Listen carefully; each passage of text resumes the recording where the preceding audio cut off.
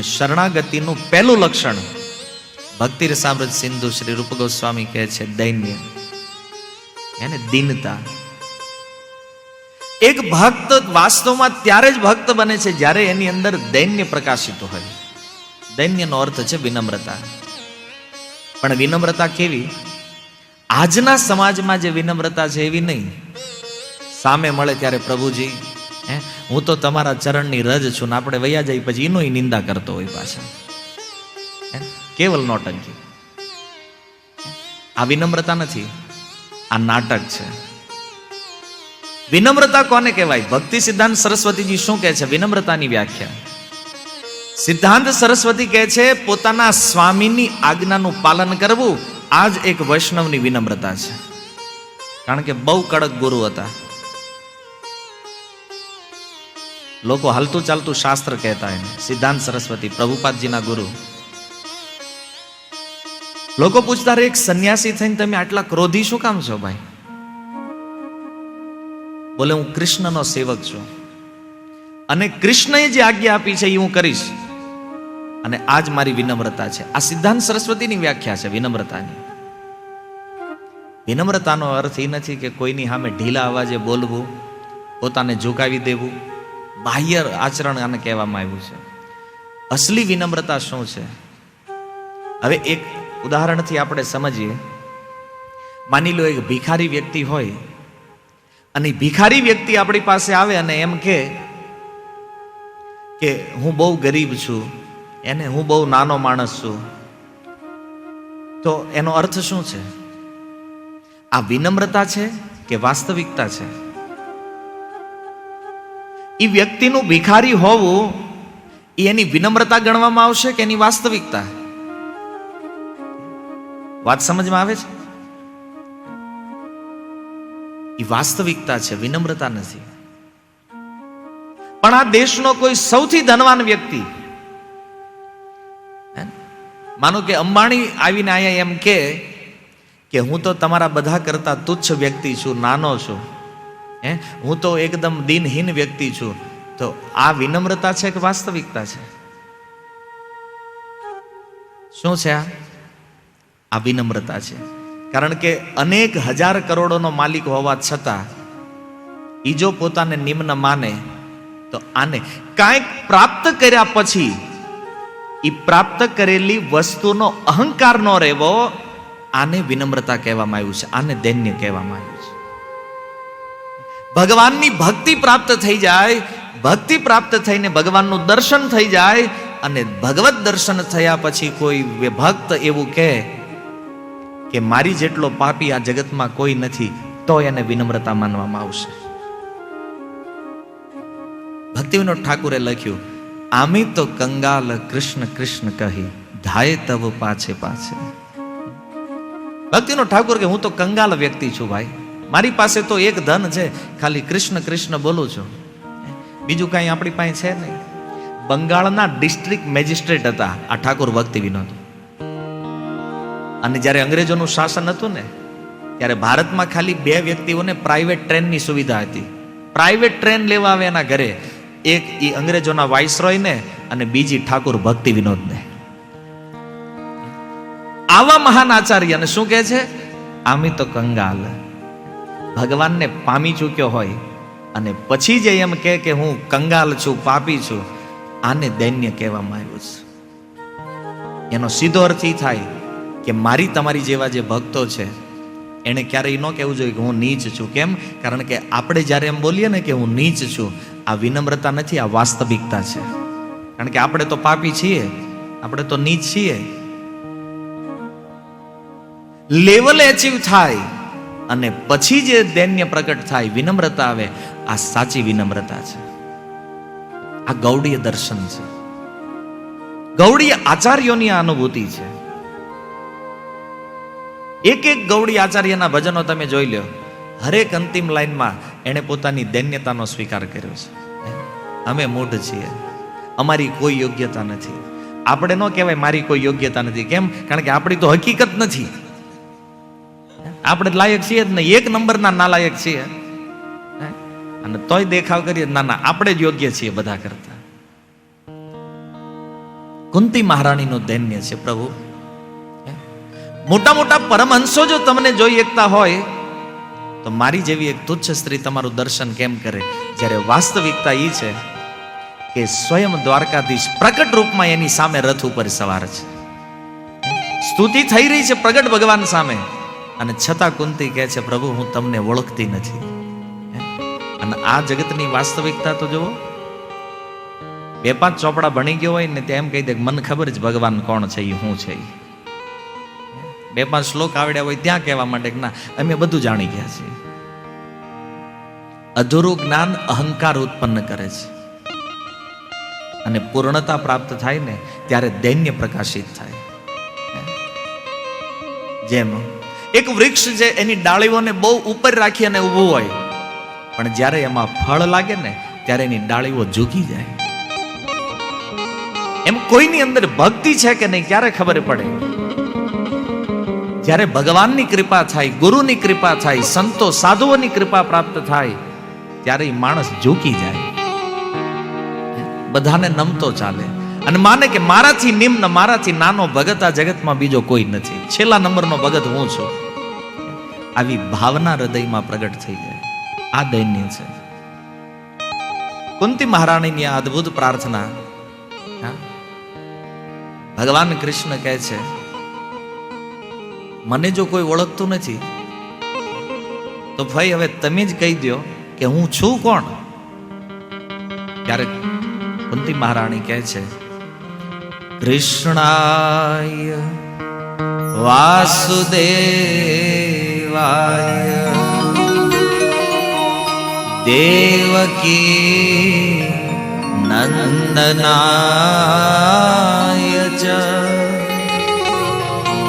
નંદ ગોપ કુમારાય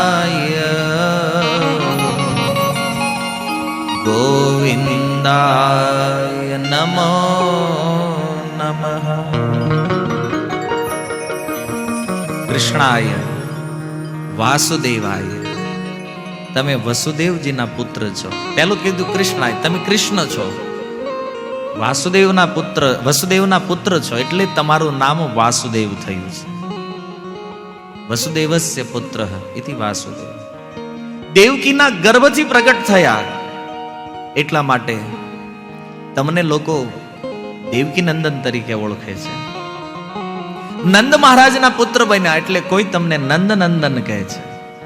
ગોપ સખાઓના મિત્ર થયા કોઈ તમને ગોપકુમાર કહે છે. પણ હે પ્રભુ તમારું અસલી નામ જે છે એ મને ખબર છે. તમારું મૂળ નામ છે ગોવિંદાય નમો નમઃ. તમારું અસલી નામ ગોવિંદ છે, અને એવા ગોવિંદને હું પ્રણામ કરું છું. પ્રણામ આ જગતમાં અનેક લોકોએ કર્યા છે, પણ જે પ્રણામ કુંતી મહારાણીએ કર્યા છે ભાગવતના અદ્વિતીય પ્રણામ છે. અને પ્રણામ કરતા કુંતી મહારાણી કહે છે નમઃ પંકજનાભાય નમઃ પંકજમાલિને નમઃ પંકજનેત્રાય નમસ્તે પંકજાંગ્રયે.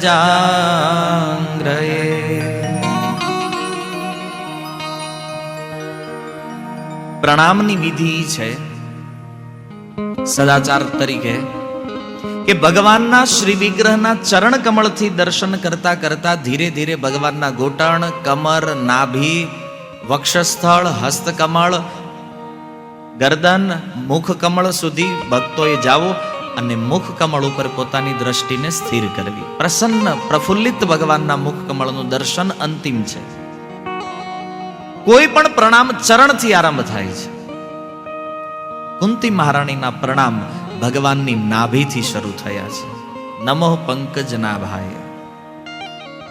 નાભીથી પ્રણામ કરે છે એટલા માટે કારણ કે ભગવાન રથ ઉપર ઉભા છે, કુંતી મહારાણી નીચે છે, અને ભગવાનના શ્રી વિગ્રહ ઉપર જેવી દ્રષ્ટિ પડી કુંતી મહારાણીને ભગવાનની નાભીનું સ્મરણ થયું છે. ભગવાનની નાભી જોઈ અને કુંતી મહારાણીના મનમાં વિચાર થયો કે અરે આ તો ઈ સ્થાન છે જ્યાંથી આખા સૃષ્ટિનું પ્રાગટ્ય થયું છે. દર્શન કરવાની એક વિધિ કુંતી મહારાણી શીખવાડે છે. મંદિરની અંદર આપણે જઈએ છીએ, ભગવાનના દર્શન કરીએ છીએ, ભગવાનને આપણી સામે જોઈએ, રાધા દામોદરને આપણે જોઈએ છીએ, પણ રાધા દામોદરને જોતા જોતા રાધા દામોદરજીની નાભીનું દર્શન કરતા કરતા ક્યારેય આપણને વિચાર નથી થયો કે આ ભગવાનની ઈ નાભી છે જેમાંથી એક કમળ નીકળેલું, જેની ઉપર બ્રહ્મા પ્રગટ થયા હતા. આખા વિશ્વનું પ્રાગટ્ય સ્થાન આપણી સામે છે. કેટલું અદ્ભુત વિચારધારા છે આ જોવો, કે સૃષ્ટિના આવા દિવ્ય ઉદ્ગમ અને એનું દર્શન આપણી સામે. ભગવાનના ચરણને જોતા એ વિચાર આવવો જોઈએ કે ભગવાનના ઈ ચરણો છે જ્યાંથી ત્રિભુવનને પવિત્ર કરવા વાળી માતા ગંગાનું પ્રાગટ્ય થયું છે. ભગવાનના વક્ષસ્થળનું દર્શન જ્યારે થાય તો વિચાર એ હોવો જોઈએ કે ભગવાનનું ઈ વક્ષસ્થળ છે જ્યાં લક્ષ્મીજી બિરાજમાન છે. સર્વ ઐશ્વર્યોની જે સ્વામીની છે લક્ષ્મીજી જ્યાં બિરાજમાન છે. અને ભગવાનના હાથ હસ્તકમળને જ્યારે જોઈએ ત્યારે એ કૃપાની અનુભૂતિ થવી જોઈએ કે આ એ હસ્તકમળ છે જે એકવાર જો મસ્તક ઉપર પડી જાય ને તો જન્મ મરણના ફેરા ટળી જાય છે. ભગવાનનું સુંદર મુખ કમળ, અને એમાંય જ્યારે ભગવાનની આંખનું દર્શન, એકવાર જો આ દ્રષ્ટિ આપણી ઉપર પડી જાય કદાચ તોય આપણો ફેરો સફળ થઈ જાય છે. ભગવાનના દર્શન કરવા જ્યારે મંદિરે જઈએ ને ત્યારે મનમાં આ ભાવના હોવી જોઈએ. પણ ભાગવતનો સાંભળ્યું હોય ને ખબર ક્યાંથી પડે કે આ જગત નીકળ્યું જ ક્યાંથી. ડાર્વિન જેવા થઈ જાય. પછી એક વૈજ્ઞાનિક થયો અમેરિકામાં, ડાર્વિન. અહીં જે બેઠા છે એમાં મને એવું લાગે છે કે નિશાળે જ બપોર સુધી ગયા છે. એટલે ડાર્વિનને ઓછા ઓળખતા હોય ને, કારણ કે આ નવા જમાનાનો વિજ્ઞાનનો એક વૈજ્ઞાનિક છે. ડાર્વિનને પૂછવામાં આવ્યું, ભાઈ આ જગતની ઉત્પત્તિ, મનુષ્યની ઉત્પત્તિ ક્યાંથી થઈ? પછી એણે બહુ વિચાર કર્યો. વૈજ્ઞાનિકનું કામ છે વિચાર કરવો. બહુ વિચાર કરીને સંશોધન કર્યું કે મનુષ્યો વાંદરામાંથી આવ્યા.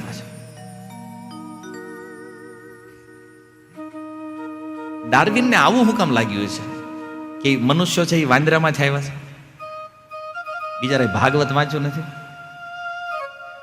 ભાગવત તો હતું ડાર્વિનના સમયે તે, પણ વાંચ્યું નહોતું, એને સંપર્કમાં નહોતો આવ્યો ભાગવત.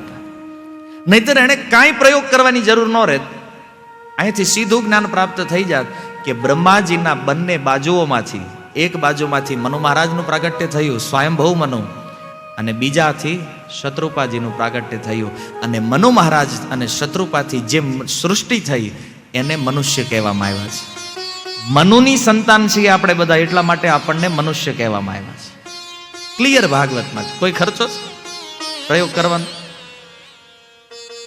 કોઈ ખર્ચ નથી. પણ સામાન્ય વ્યક્તિનું દર્શન અને ભાગવત શ્રવણ કરેલા વ્યક્તિનું ભગવત દર્શન, આમાં બહુ ફેર હોય છે.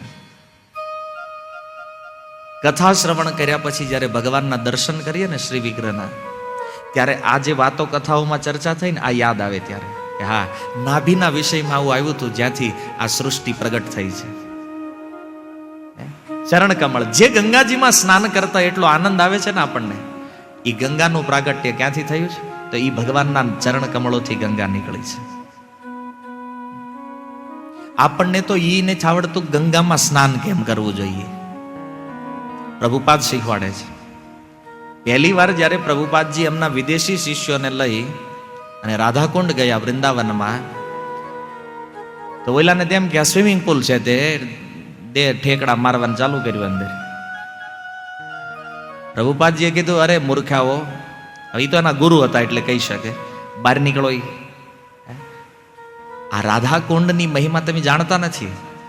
સાક્ષાત રાધા રાણી અને રાધાકુંડમાં કોઈ અંતર નથી. પ્રભુપાદે એની મહિમા સમજાવી. કોઈ પણ નદી કે પવિત્ર સરોવર કુંડોમાં જાય ને તો પહેલા પ્રણામ કરવા જોઈએ. સૌથી પહેલી વાત પહેલા પ્રણામ. કાલે હું ઘાટ ઉપર ગયો તો જોયું, અમુક આવે ને સીધા જ અંદર. આ જે ગંગાજળ જઈ રહ્યું શું છે જાણો તમે? સાક્ષાત ભગવાનના ચરણ કમળોથી નીકળેલું જળ છે. આ ભલે અહીં દેખાય છે કે બરફ પીગળીને આવી રહ્યું છે, અને આ જળની અંદર શું મિશ્રિત છે? આ જળમાં શું વહે છે ખબર? ભગવાનના ચરણોની રજ. કારણ કે ચરણ કમળથી નીકળી છે ગંગા, તો આમાં ભગવાનની ચરણ રજ, ભગવાનના ચરણમાં લાગેલું તુલસી દલ અને ભગવાનના ચરણમાં લાગેલું જે ચંદન છે ને, એ આ ગંગા જળમાં વહે છે. જેને મસ્તક ઉપર ધારણ કરવું જોઈએ, એમાં જઈને આપણે આપણા હડેલા પગ બોળીએ છીએ અંદર. કોઈ દિવસ જળમાં પ્રવેશ કરતા પહેલા પગ નો નાખવો જોઈએ. પ્રણામ કરી, આચમન કરી અને પછી બહુ પ્રેમપૂર્વક એમાં પ્રવિષ્ટ થવું જોઈએ. આ વિધિ છે સ્નાનની. આ ભારતીય દર્શન છે. જો સ્નાન કેમ કરવું, એની તે એક સિસ્ટમ છે, એની તે એક વિધિ છે. અને વાસ્તવિકતા ઈ છે, તમે કહેશો પ્રભુજી 2 દીથી તો બરાબર નાવી છે, પણ એક તુલસીનું પાંદડું અંદર મળ્યું નથી. તમે કહો છો ભગવાનના ચરણની તુલસી વહે છે, અંદર ચંદન વહે છે, પણ આવું કઈ છે નહીં. એમાં મળ્યું જ કોઈને નથી. શું કામ? તો શું ભાગવતમાં લખ્યું એ ખોટું છે? ભાગવતમાં આ વાત લખી છે કે ગંગાજીમાં 3 વસ્તુઓનું વહન કન્ટિન્યુ છે, પણ આપણે સ્નાન કરવા જાવી 3માંથી એકય મળતું નથી. એનો ઉત્તર બ્રજના એક સંત, એમની કથામાં મેં સાંભળેલી આ વાત, બહુ સુંદર વાત એણે કરી કે જ્યાં સુધી કોઈ વ્યક્તિ ભક્તિથી શુદ્ધ ન થાય અને ગંગા પ્રત્યે એનો આવો આદર ભાવ, શ્રદ્ધા પ્રગટ ન થાય, ત્યાં સુધી આ વસ્તુઓનો લાભ એને પ્રાપ્ત થતો નથી.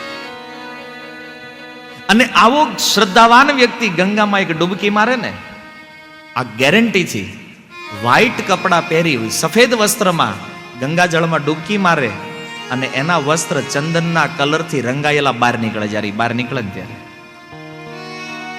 અનુભૂતિ આજે છે. અને ખાસ કરીને એકદમ પર્સનલી વાત કરીએ તો એવું સૌભાગ્ય પ્રાપ્ત થયું છે કે આવા સંતોના દર્શન થયા છે જીવનમાં. વૃંદાવનમાં જે યમુનાજી છે ને, કેશી ઘાટ ઉપર, તો લોકો આજે ત્યાં જાય ને તો વિચાર કરે બહુ ગટર જેવું પાણી છે આ બધું. પણ એક એવા સાધુ છે વૃંદાવનમાં, આજે છે, જેવી એ પાણીમાં ડૂબકી મારી. કારણ કે એનો ભાવ તો જમુનાજીનો છે કે આ યમુના જળ છે.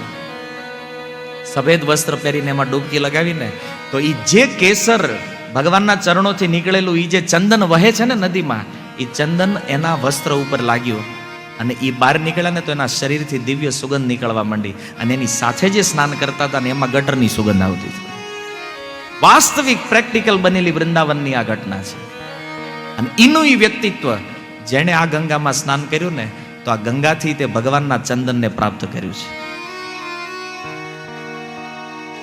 આધ્યાત્મિક જગતમાં છે ને, એક જ વસ્તુની રિક્વાયરમેન્ટ છે, એ છે શ્રદ્ધા. જો શ્રદ્ધા, વિશ્વાસ આવી ગયો એકવાર, તો જે ભાગવતમાં લખ્યું છે ને એની અનુભૂતિ આજે જીવ કરી શકે છે. શ્રદ્ધાવાન વ્યક્તિ અને શ્રદ્ધા વગરના વ્યક્તિની જોવાની દ્રષ્ટિ અલગ અલગ હોય. એક ભક્ત ગંગામાં સ્નાન કરે અને એક કર્મી વ્યક્તિ ગંગામાં સ્નાન કરે, અંતર તો રહેશે ને. ઘણાને સ્નાન કર્યા પછી તે શ્રદ્ધા નથી કે આ ગંગા પવિત્ર કરે છે. અને ભક્ત એમના કાંઠે બેઠા બેઠા મનથી પ્રણામ કરીને તે વિચારે કે ગંગાના એ જળ ઉપરથી આવતો જે પવન છે, જે હવા છે, એ હવાએ આપણા શરીરને લાગી ગઈ ને તો રૂમમાં હુતા હુતા પવિત્ર કરી દે છે. વાત કેવલ શ્રદ્ધાની છે. શ્રદ્ધા જો છે તો બધું સંભવ છે, અને શ્રદ્ધા નથી તો કોઈ અર્થ નથી. ગંગામાં 1 વાર નાવ કે 1000 વાર નાવ. અધ્યાત્મ જગતનું પહેલું પગથિયું જ શ્રદ્ધા છે. કુંતી મહારાણીએ પોતાનું દર્શન આ રીતે બતાવ્યું છે.